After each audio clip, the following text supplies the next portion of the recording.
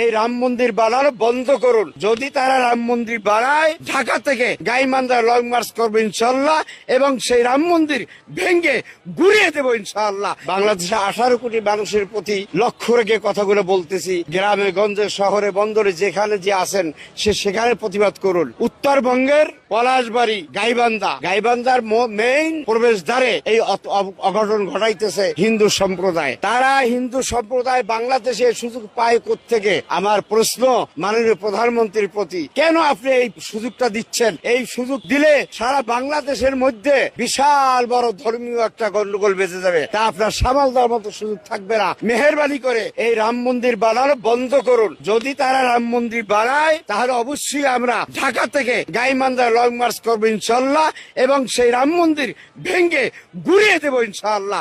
কেউ আমাদের বাধা দিতে পারবে না। বাধা যেখানে দেবে সেখানে আমরা প্রয়োজন মধ্যে শহীদ হব। আমরা মুসলমানরা জানি, যদি মরলে শহীদ, বাঁচলে গাজী।